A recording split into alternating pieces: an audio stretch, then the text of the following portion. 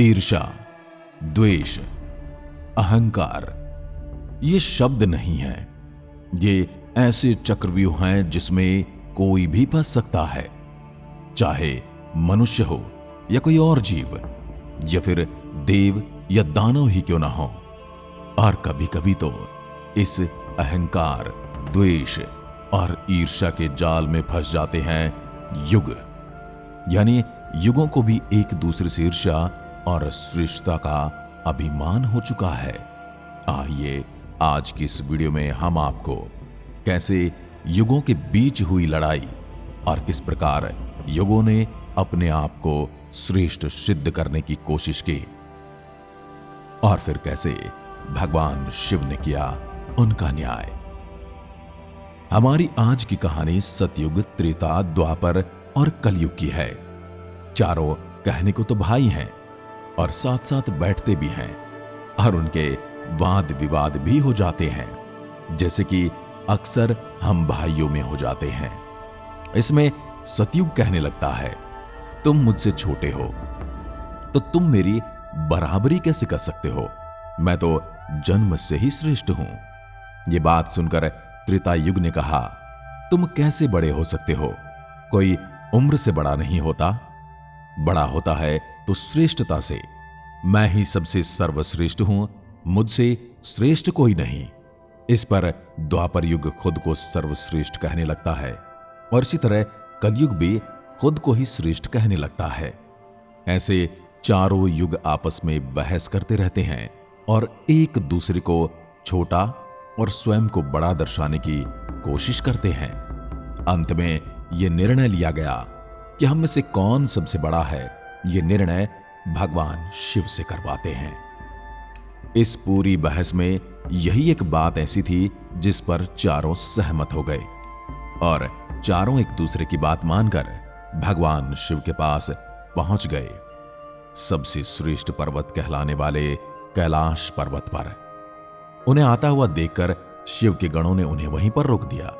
तब नंदी भगवान शिव को चारों युगों के आने की बात बताते हैं। शिव उन चारों को अंदर आने के लिए कहते हैं और नंदी से कहते हैं, उन्हें आदर सहित मेरे पास ले आओ।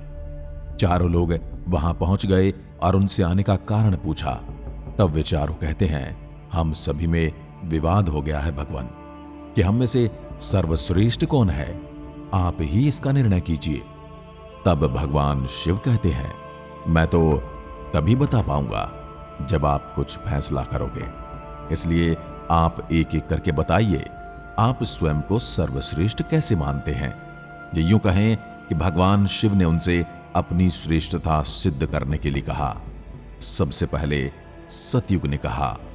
वह कहता है, मेरी उम्र सबसे ज्यादा है और अन्य युग मुझसे बहुत छोटे हैं। इस पर कलयुग कहने लगा, व्यक्ति आयु से बड़ा नहीं बल्कि वह तो गुणों से बड़ा होता है। ये बात सुनकर शिव सतयुग से कहते हैं, इस वजह से तुम बड़े नहीं हो सकते, केवल उम्र ज्यादा होने से कोई बड़ा नहीं हो जाता। तब सतयुग कहते हैं, मेरे युग में जो व्यक्ति हुए वो बड़े बलवान हुए, पृथ्वी को उठा ले जाएं। ऐसी पराक्रमी और बलवान मेरे युग में थे। मेरे ही काल में परशुराम, वराह अवतार जैसे हरि अवतार हुए। इसी में भगवान राम ने जन्म लिया। इस पर त्रेता युग कहता है, हरि का अवतार राम अवतार तो मेरे ही काल में हुआ है और भगवान परशुराम भी तो थे।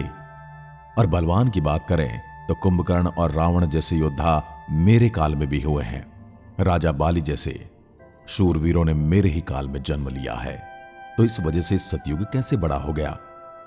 यह बात सुनकर द्वापर युग कहने लगा, मेरे शासनकाल में भगवान कृष्ण ने जन्म लिया था, जो कि 16 कलाओं में परम परमेश्वर थे, जिन्होंने विराट रूप दिखाया।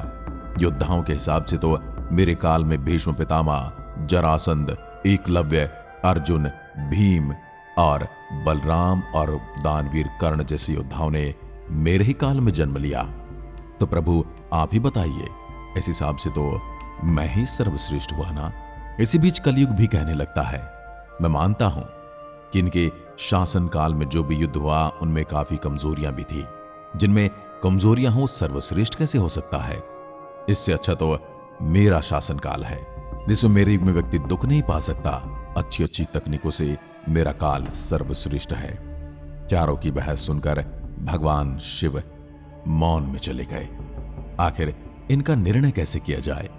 तभी देवता भी महादेव को उनका निर्णय करने के लिए कहते हैं। तब शिव चारों युगों से कहते हैं कि उनकी परीक्षा लेंगे और जो सफल होगा वही सबसे बड़ा होगा। सभी युग परीक्षा के लिए तैयार हो जाते हैं। भगवान शिव ने 100 टन वजन वाला एक परसा लिया और उस लोहे के परसे को कैलाश पर्वत के नीचे एक तलहटी में रख दिया। साथ ही उसके पास चावल का एक ढेर लगा दिया। उन्होंने सतयुग से कहा, मेरे 500 गण यहां बैठे हैं और इस परसा में रखे चावल को तुम्हें बनाना है। इस चावल को तुम्हारे युग का इतिहास बनाएगा और मेरे यहां जो लोग मौजूद हैं वो भोजन करेंगे। सतयुग ने एक बलवान योद्धा बनाया और उसे परसा में भोजन बनाने को कहा। सतयुग का आदमी वहां आता है और देखता है परसे का भार तो 100 टन से ज्यादा है, ये तो हजारों मन से ऊपर है। उसने एक बड़ी भट्टी खोदी और पेड़ों को काटकर उसमें आग लगा दी। आग लगाने के बाद परसे को उठाकर भट्टी पर रखकर उसमें चावल डाल दिए। पानी डालकर उसने चावल बना दिए और उसने समस्त गणों को बिठाकर भोजन करवा दिया। सभी देवता ये देख रहे थे। अब त्रेता युग की बारी आई और उसको भी यही परीक्षा देनी थी। उसने भी एक महान योद्धा को बनाया। उस आदमी ने भी परसे के लिए भट्टी खोदी और उसमें आग जलाकर चावल बना दिए।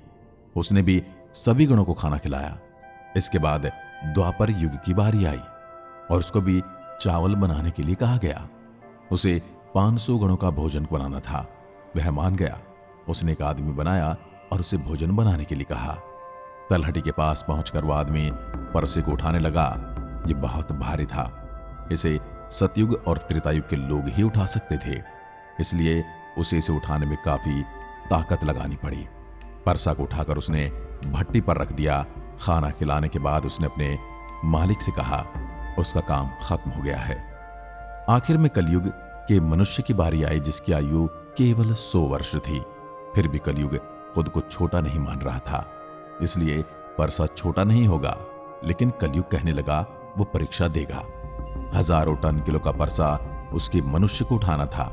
शिव सोच रहे थे कलयुग का आदमी इतने बड़े परसे को कैसे उठाएगा। ये सोचकर बाकी 3 युग भी हंसने लगे। कलयुग ने एक बुद्धिमान व्यक्ति बनाया जो सभी गुणों से संपन्न था। कलयुग ने उस आदमी को परसे में खाना बनाने के लिए कहा तो कलयुग का आदमी कहने लगा, हम कई लोग भी आ जाएं तब भी इस परसे को उठा नहीं पाएंगे। ये बात सुनकर तीनों युग हंसने लगे। कलयुग का मनुष्य तलहटी में जाता है जहां परसा रखा हुआ था। अब उस मनुष्य ने क्या काम किया? उसने परसे को हाथ लगाए बिना उसके नीचे मिट्टी खोदना शुरू कर दिया। इस तरह उसे परसा उठाने की जरूरत ही नहीं पड़ी और लकड़ियां वहीं रखी हुई थी, जिन्हें उठाकर उसने भट्टी में डाल दिया। कुछ समय में चावल बन गए। सबने देखा उस आदमी ने कुछ नहीं किया, बस कढ़ाई के नीचे भट्टी खोद दी और उसमें आग जलाकर चावल पका डाले। सभी गणों को उसने कहा, आप मेरा साथ दीजिए और इस चावल को आपस में परोस दीजिए। तब 4 गण उठे और उन्होंने चावलों को सभी में परोस दिया और सभी ने भोजन किया। कलयुग का मनुष्य ने उन 4 गणों को भोजन करवाने के बाद बर्तन को साफ करता है और काम खत्म होने के बाद कलयुग से आज्ञा लेता है। चारों की परीक्षा देखकर शिव बोले, मैंने सबकी परीक्षाएं देखी। सतयुग ने मेरे गणों को खाना खिलाया, ऐसा ही त्रेतायुग और द्वापर ने भी किया। लेकिन कलयुग का एक छोटा सा मनुष्य आया और उसने इतने विशाल परसे में चावल बनाए और सभी गणों को भोजन भी करवाया। अगर वो मेरे गणों को बाल्टियों से भी खाना परोसता तो वह परेशान हो जाता। और उसकी बुद्धि तो देखो, उसने मेरे ही 4 गणों को अपनी मदद के लिए कहा। वो 4 भोजन परोसते रहे और वह खुद बैठा रहा। यह तो वाकई बड़ा बुद्धिमान है।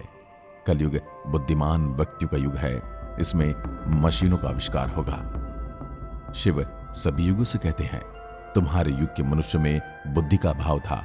उन्होंने अपनी बुद्धि का उपयोग नहीं किया, वरना कुंभकर्ण, रावण जैसे महान योद्धा जिन्हें मारने के लिए स्वयं भगवान को अवतार लेना पड़ा, वो नहीं जान पाए कि वे भगवान हैं, सृष्टि के रचनाकार हैं।